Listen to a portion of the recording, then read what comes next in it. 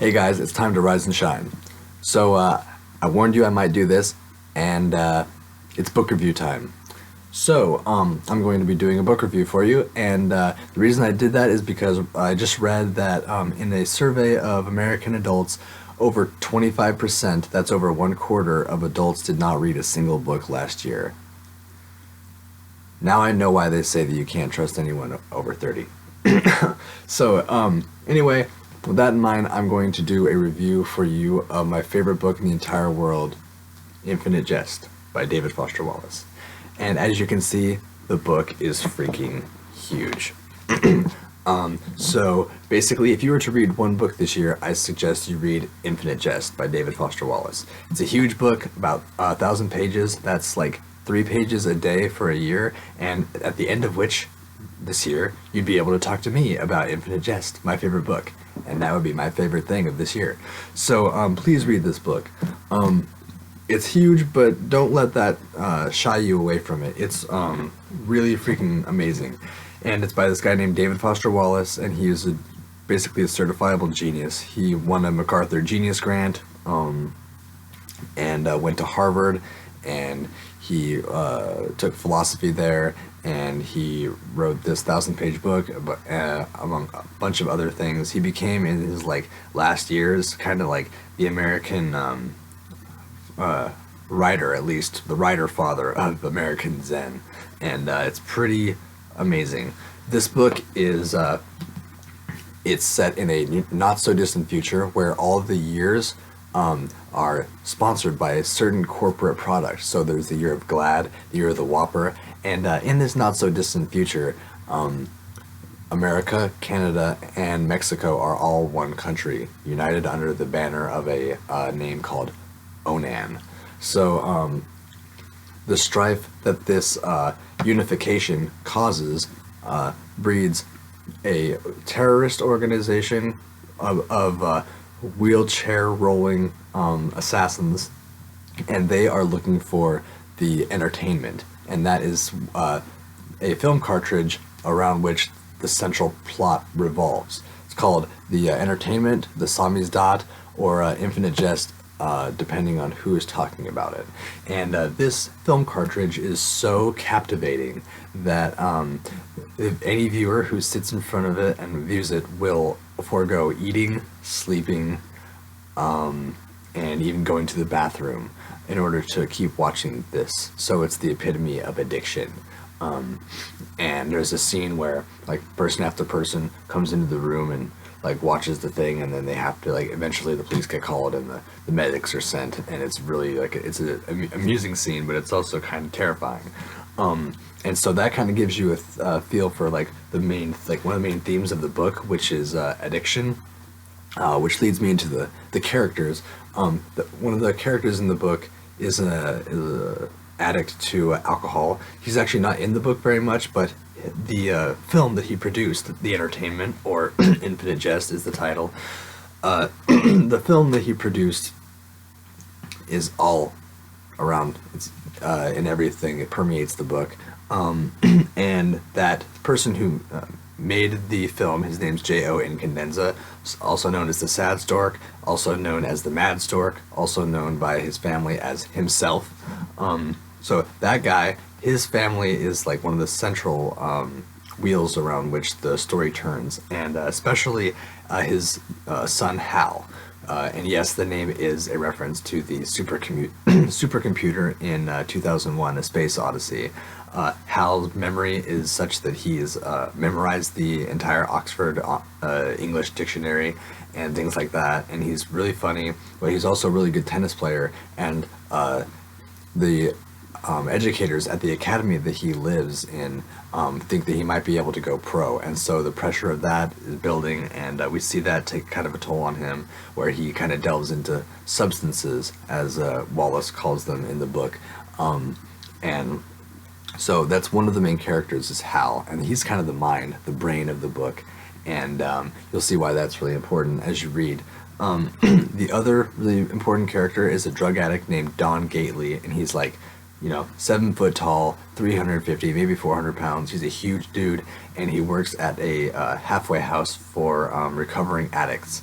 and he is kind of like the heart and soul of the book. Like you find yourself rooting for him, and he has really practical, down home, like common sense that most people don't even have anymore, and it's really refreshing to see him interacting in the house, because he's an assistant, so he helps all the new people in the house kind of acclimate, and gives advice on how to continue and how to kick the habit, how to starve the monster, or the spider, as one person calls addiction.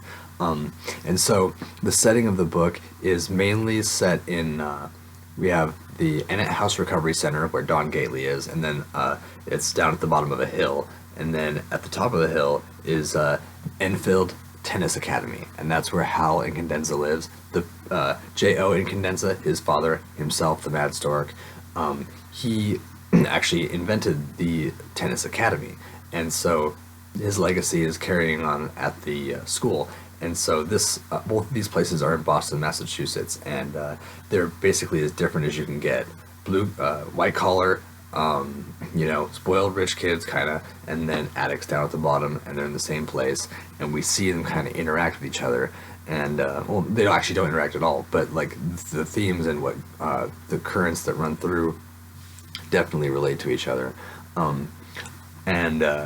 So there's that going on, and then at both places there are huge casts of characters, and I think it's amazing the way that Wallace kind of is able to weave these all together and keep them straight, because of the wide range of tactics that he uses to differentiate characters, like speech, mannerisms, and like where they come from, and he has incredibly specific personal tics that each character has, and it's only that like a keen observer of human nature would be able to pick out all those things and ascribe them to certain people, and use it to his advantage. And I think that's really freaking awesome, and you're able to see that work, and it's just really a great work of art, which is another key theme in the book, is art and how it serves to take us outside ourselves for a second. And I definitely think that this is a book that could definitely help us do that.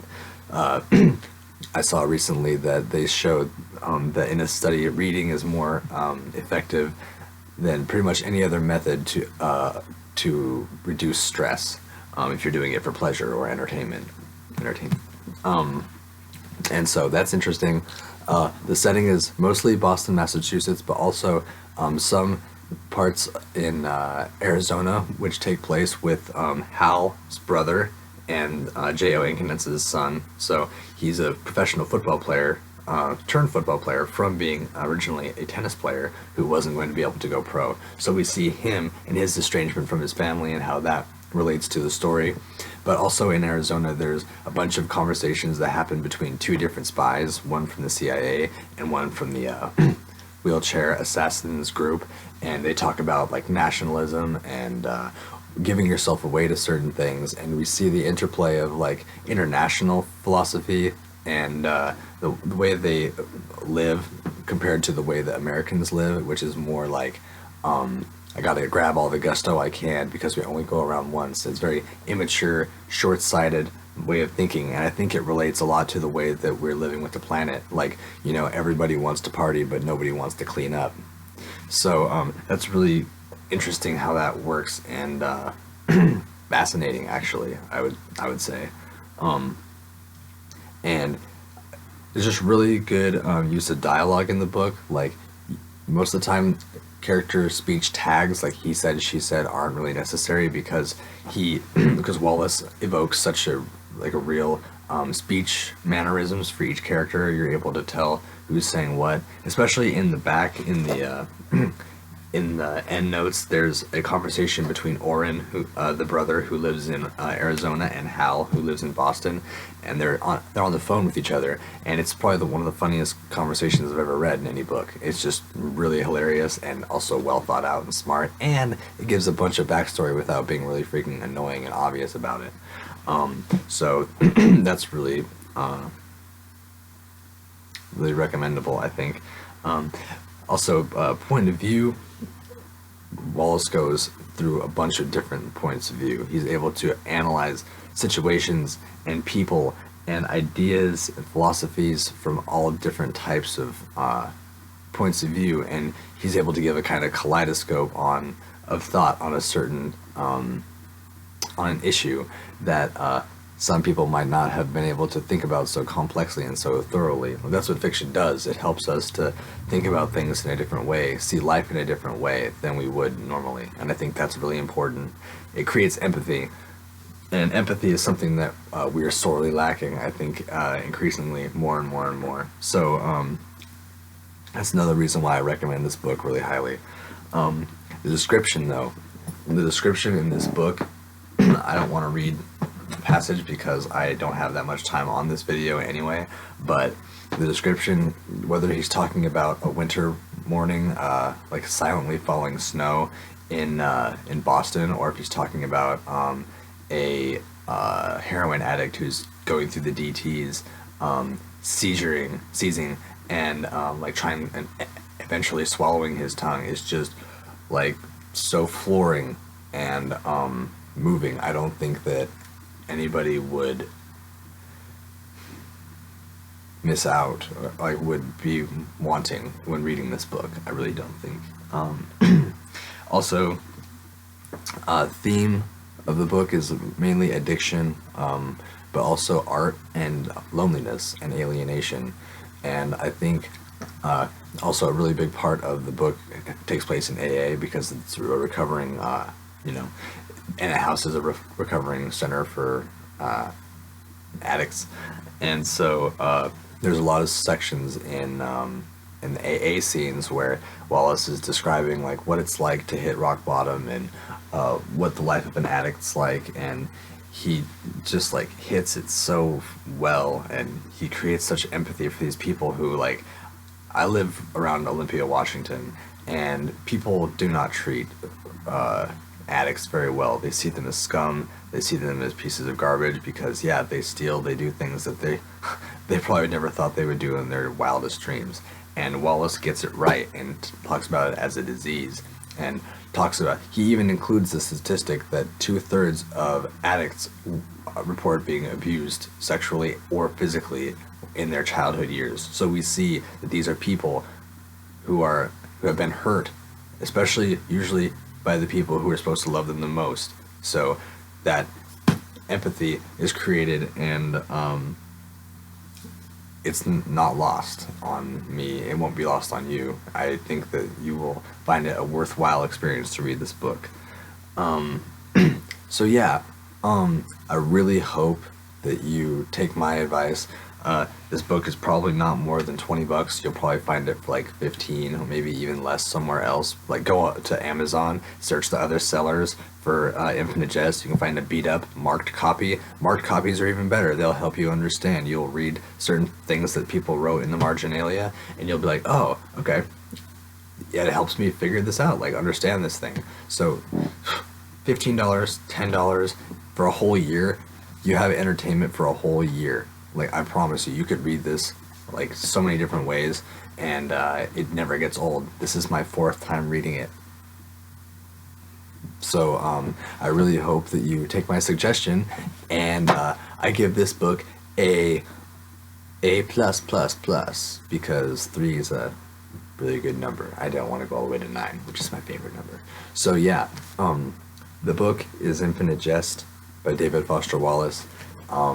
Please read it, and then come talk to me about it, because I'd love to hear what you thought. Stay sexy, people. Rye out. Peace.